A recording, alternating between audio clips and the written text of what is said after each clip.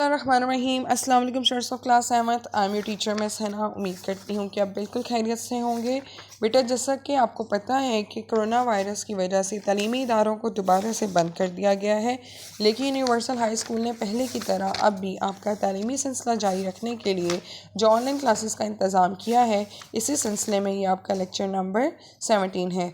Lecture number 16 में बेटे हमने लेसन नंबर 7 के वर्ड्स मीनिंग किए थे। जिन बच्चों को डिफ़िकल्टीज फेस हो रही थी, कुछ और वर्ड्स के उनको मीनिंग्स जानने थे, उनको मैंने बताए थे और उन लोगों ने उसको याद भी कर लिया है और मुझे उम्मीद है कि आपने भी याद कर लिया होगा।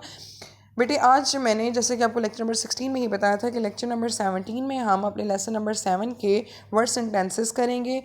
जैसा कि आपको पता है और याद भी है कि हम जो लेसन नंबर 7 पढ़ रहे थे, इट्स अ डायलॉग। डायलॉग जो है वो दो लोगों के दरमियान बातचीत को कहा जाता है, मुकालमे को कहा जाता है।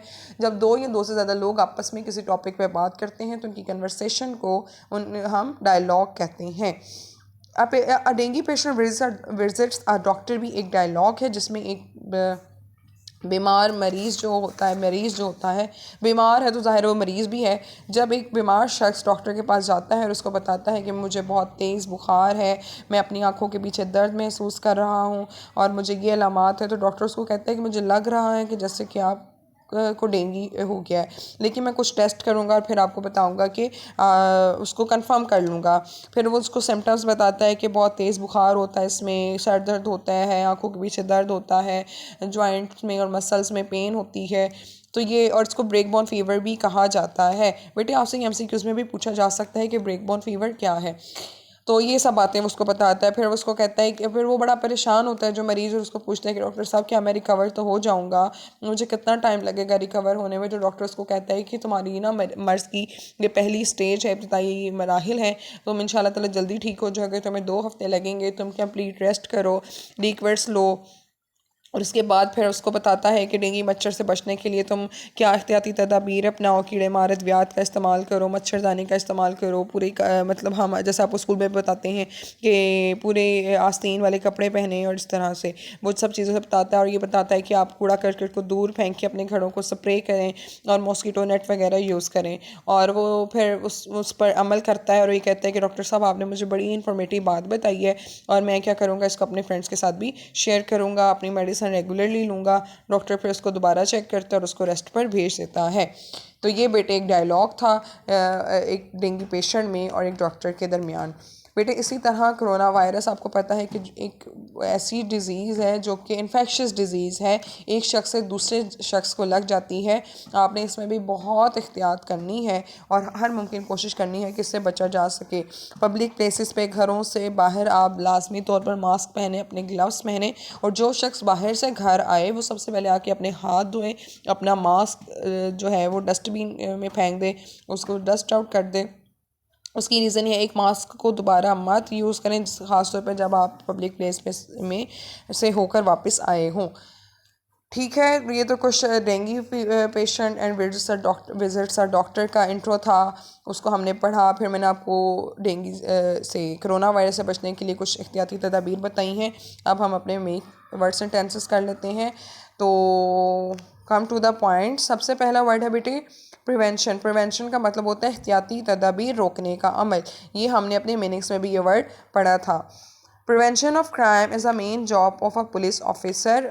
जराइम की रोकथाम पुलिस ऑफिसर का अहम फरीज़ा है या अवलीन फरीज़ा है। प्रोटेक्ट का मतलब होता है बचाना। Protect yourself from mosquito bite, अपने आप को मच्छर के काटने से बचाओ। रिलीफ का मतलब छुटकारा। The medicine gives us relief from pain. Rubbish कूड़ा कचरा। We have swept off the rubbish, हमें कूड़ा करकट फेंक देना चाहिए, सही तरीके से फेंकना चाहिए। डिजीज़ बीमारी, dengue is an infectious disease.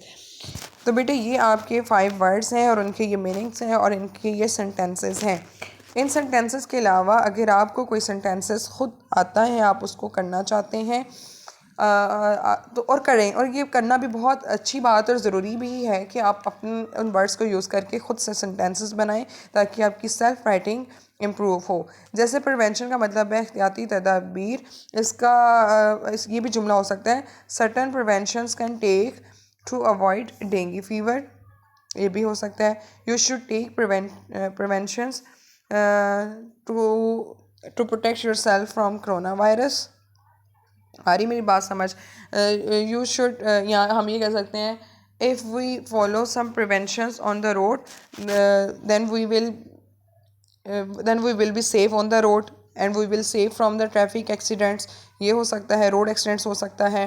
Protect का मतलब होता है बचना, use mask to protect from corona virus. उसके बाद रिलीफ है जिसका हमने ये पढ़ा था, medicine give some relief from pain, इसका आप ये भी कुछ और भी अपने से भी कुछ आप बना सकते हैं, रबिश का भी बना सकते हैं, don't throw the rubbish outside the door, don't throw the rubbish outside any others home.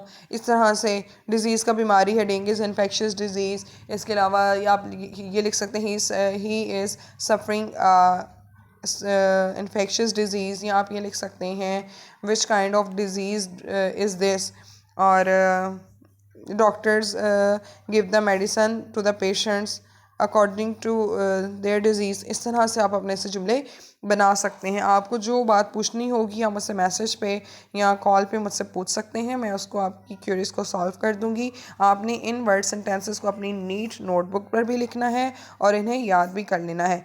Lecture number 18 में मैं आपको patients visits dengue patient visits doctor की क्वेश्चन आंसर्स करवाऊंगी। आज का लेक्चर यहीं तक था। अगर कोई बात समझ नहीं आई होगी तो मुझसे पूछ लीजिएगा। तब तक अपना बहुत ख्याल रखिएगा। अल्लाह ताला आपको अपने ज़मान में रखे। अल्लाह हाफ़िज़।